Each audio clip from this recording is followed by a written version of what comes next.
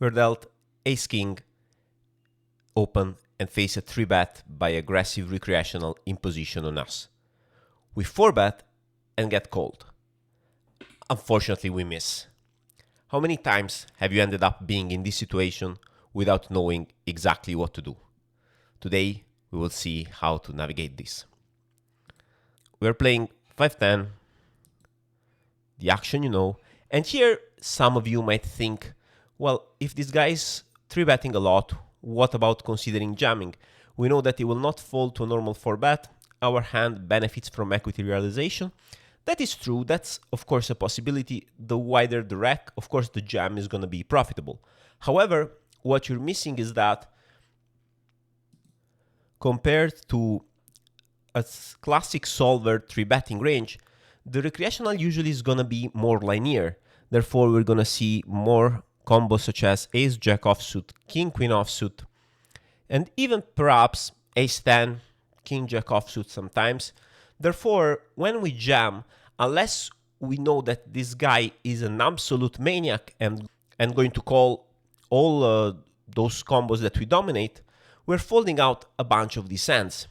Therefore, 4-betting with a more traditional size is going to be a superior play in terms of EV because we want to keep in dominated hands, and we know that this player is going to make mistakes post-flop. So I place a 4-bet and get called. As I was anticipating, we missed the flop, but we have 2 overcards and the backdoor, and we're actually ahead of villain's range.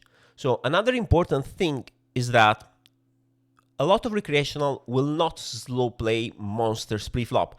Solver here would trap with kings and aces 100% of the time, but a Recreational is gonna fast play quite often those hands, so their calling range is weaker than optimal. And this is important because now ace-king can be a value hand in some cases. So in the hand, I decided to go and put a 25% c-bet and get a call. You can make an argument that we can size up a little bit because we are slightly deeper, we're like 125x. So you could consider betting 1/3 of the pot or even 40% of the pot. However, I chose 25% to make sure that it doesn't fold anything. I want to keep their range as wide as possible for them to make mistakes on later streets. Turn is the 3 of spades. Again, we missed. And right now, we're going to start thinking in terms of what we're actually holding.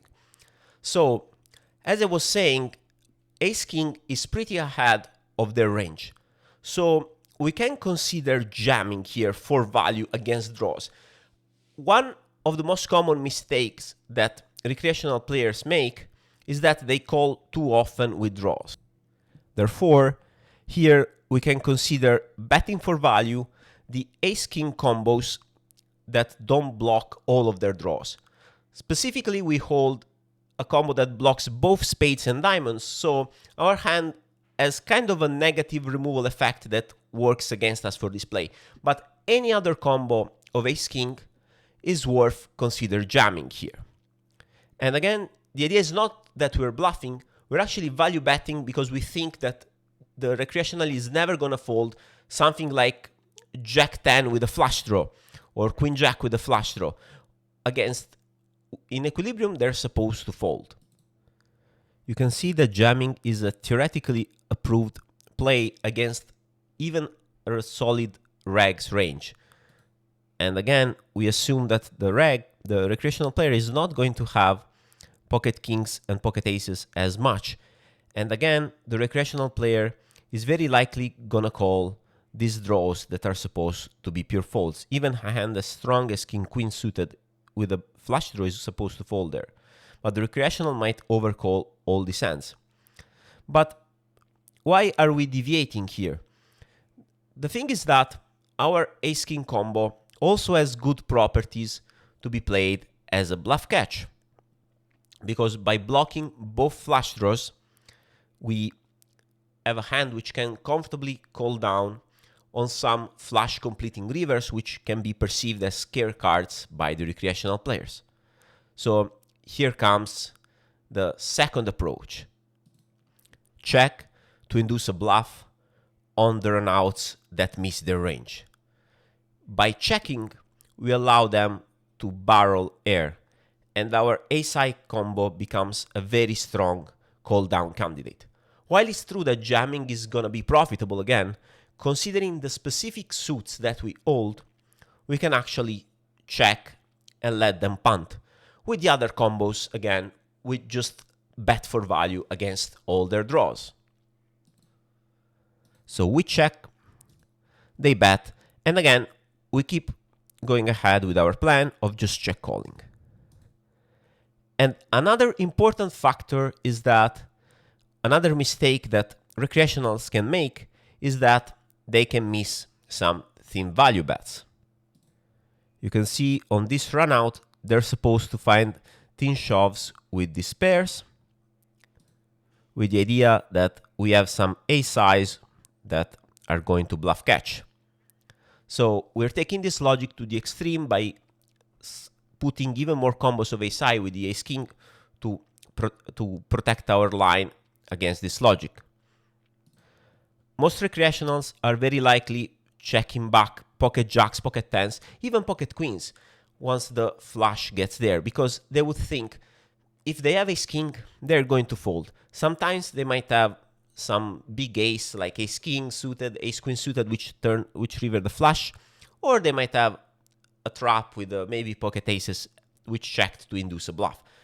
And they will check behind thinking that they're not gonna be called often, but that they can be good anyway. This, combined with the fact that they might overbluff with all this ace-jack, ace-queen, king-queen, even king-jack and ace-10 combos that they might call the flop and bet the turn with, this makes their shoving range extremely polarized on this run out. All these three leaks that you see here increase the EV of our hand. But not all recreational players are the same. Again, we can see players who are loose passive. This type of player will just call everything and not bluff. Against this player, in general, you want to bet thin for value against their draws any time you can. So even a combo like ours might be worth value betting there, because maybe this player will even call something like ace-5 with just a gut shot on the turn for an all-in. So with this player, you don't want to check to induce a bluff, because when they show strength, they're usually going to have it. Therefore, you want to value bet as thin as possible and avoid paying them off. On the other hand, you have the maniac who bets everything and doesn't like to fold. Against this guy, specifically, you want to check, induce, let them hang themselves by punting, and you can feel safe calling down much lighter than you should. Therefore, against this player, you just want to bluff catch. So, going back to the river, we check, and we are prepared to face an all-in bet and consider calling down with this hand. Having the king of diamond is great again, because we block one of the few value hands that they might have. Villain checks back and tables ace-jack without any piece of the board. Their hand is supposed to be a pure check on the turn, but again, they put more money than they should in the pot, and this ended up working nicely for us. You can clearly see that combos such as ace-jack without any piece, or ace-queen, king-queen, if you put all this combo, you include also off-suited versions of this, you can see their range is just saturated with air. And again, we discounted also the fact that there are enough traps in their range, such as pocket aces and pocket kings. The range is much wider. And now you might think, okay, but this player decided to check the river. Yes, it's true. Sometimes you're just going to get a cheaper showdown. This, again, both because they will probably miss a thin value shove with pocket jacks and pocket tens, And also because sometimes they're not going to bluff some hands because they will think maybe the hand is too bad, or maybe they will think that you are already going to fold ace king against their turn bet. So what is important is that you consider all the traits of the player you're up against. And don't go for the easy way of jamming pre-flop there, because again, you're missing all these details. It's very important to understand that against a recreational player, the EV of ace king skyrockets, and marginal spots become spots that collect EV. The wider they play, the more ace king is worth.